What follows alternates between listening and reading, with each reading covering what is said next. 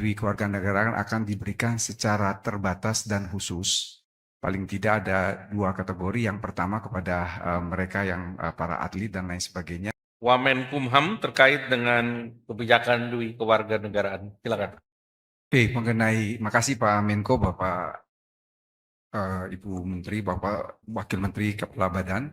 Terkait dui kewarganegaraan ini sedang kita susun di dalam rancangan undang-undang terkait kewarganegaraan, yang mana dui kewarganegaraan akan diberikan secara terbatas dan khusus. Paling tidak ada 2 kategori. Yang pertama kepada mereka yang para atlet dan lain sebagainya, dan yang kedua adalah mereka yang memiliki keahlian khusus. Jadi memiliki pengetahuan dan lain sebagainya, dan itu untuk kepentingan transformasi teknologi ataupun transformasi pengetahuan, dan ini akan dituangkan dalam RUU Kewarganegaraan secara terbatas dan khusus. Demikian Pak Menko yang ingin saya sampaikan. Terima kasih. Selanjutnya kami persilakan Pak Wamen Dikdasmen. Pak Atip, silakan. Assalamualaikum warahmatullahi wabarakatuh. Selamat sore. Salam sejahtera bagi kita semua. Yang saya hormati Bapak Menko, Bapak Menteri, Bapak Wamen, Kepala OJK dan Kepala Badan. Terkait dengan pagu anggaran Kementerian Pendidikan Dasar dan Menengah tahun anggaran 2027 dialokasikan sebesar 61,1 triliun. Dari total anggaran tersebut, sebesar 55,51 triliun digunakan untuk program kerja prioritas nasional yang meliputi revitalisasi satuan pendidikan sebesar 9,28 triliun. Ini bagian dari program masif yang dicanangkan oleh Bapak Presiden sejak tahun lalu dan dilaksanakan dengan swakelola oleh sekolah masing-masing.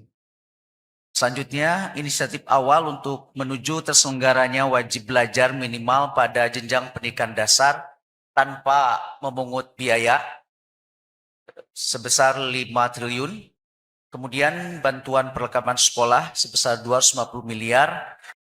Dan juga inisiasi Sekolah Nasional Terintegrasi sebesar 7,21 triliun. Sekolah ini sebagai layanan bermutu untuk siswa yang memiliki prestasi dan bakat istimewa.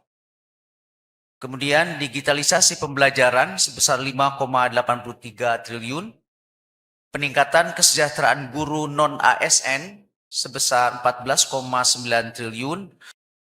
Ini dilakukan karena semakin banyaknya guru yang memiliki sertifikasi baik negeri maupun swasta. Selanjutnya adalah program Indonesia Pintar sebesar 13,79 triliun. Ini untuk 18 juta siswa yang berbasis kepada data science. Kemudian pembangunan studio guru sebesar 40 miliar. Selain komitmen program kerja prioritas nasional, berbagai program prioritas dalam mendorong pendidikan bermutu untuk semua juga merupakan komitmen yang akan kami laksanakan pada tahun 2027.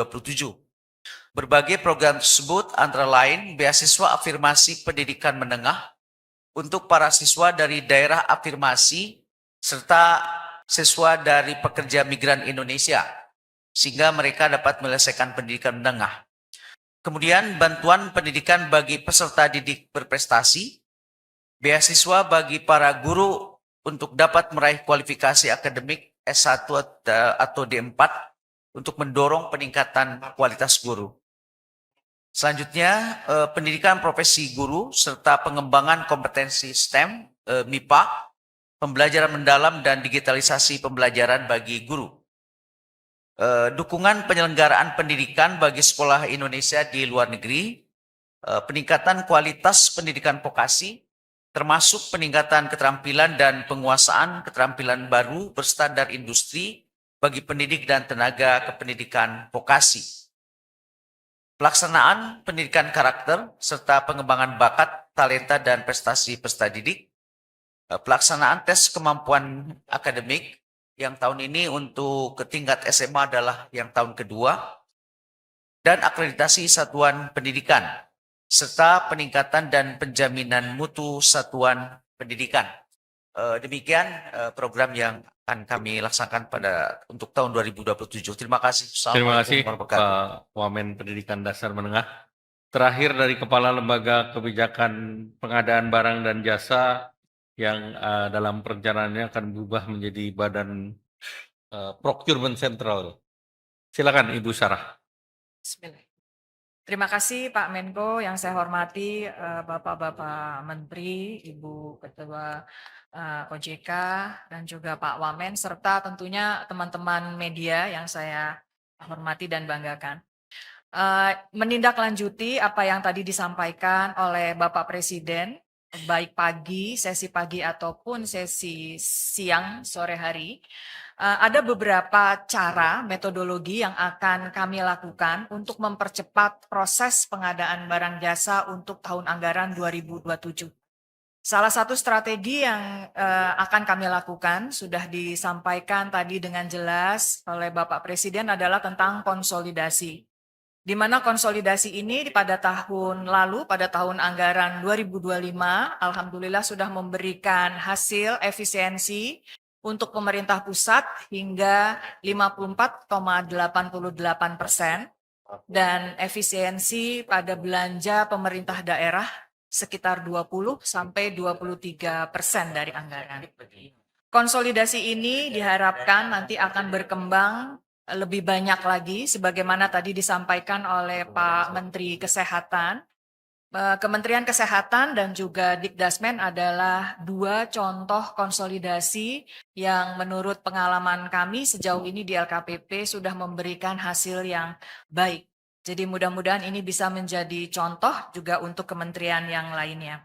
Konsolidasi itu sendiri tentunya ada maksud, ada tujuannya. Orientasi pertamanya adalah untuk terus mendorong UMKM sebagai pelaku usaha, di mana UMKM untuk di lokal, di pemerintah daerah, kita terus akan dorong pelaku-pelaku usaha lokal supaya bisa ikut berpartisipasi dalam proses pengadaan dan bahkan yang mungkin sudah cukup lama bisa naik kelas sehingga sudah bisa juga menjadi penyedia yang sedikit lebih besar lagi. Secara umum sampai semester pertama ini hasil belanja pemerintah di semester pertama pemerintah itu sudah masuk ke angka 46,83%. Jadi artinya belanja pemerintah yang penyedianya adalah UMKM itu sudah sebesar 46,83% dari anggaran masing-masing. Untuk produksi dalam negeri lebih baik lagi angkanya, rata-rata belanja pemerintah sudah menggunakan atau beli produk dalam negeri hingga 91%.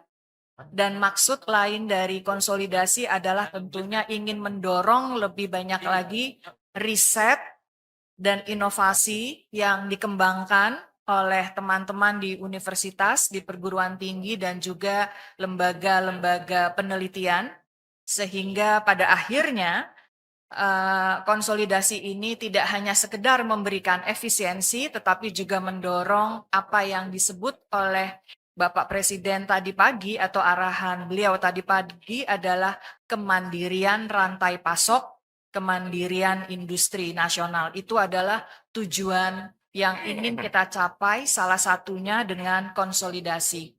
Dan konsolidasi ini juga akan dilakukan berbasis pada teknologi, di mana digitalisasi pengadaan saat ini sudah mulai terus dilaksanakan dan dibantu penuh oleh pemerintah tentunya dan juga oleh Dewan Ekonomi Nasional dan Dewan Digitalisasi, sehingga penggunaan teknologi di dalam proses pengadaan barang jasa sudah lebih baik, sudah menggunakan teknologi-teknologi yang baru sehingga mudah-mudahan sudah akan memberikan hasil yang lebih baik lagi.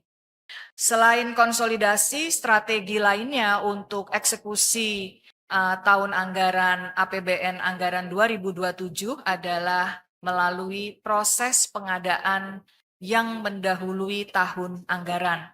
Jadi diharapkan pada akhir tahun ini kita bisa melakukan proses pengadaan di mana kontraknya akan ditandatangani di Januari 2027 ketika anggaran itu sudah bisa dieksekusi, sehingga kita harapkan kita dapat menghindari terjadinya perlambatan proses pengadaan. Mudah-mudahan dengan cara-cara yang seperti ini kita mendapatkan juga percepatan proses pengadaannya.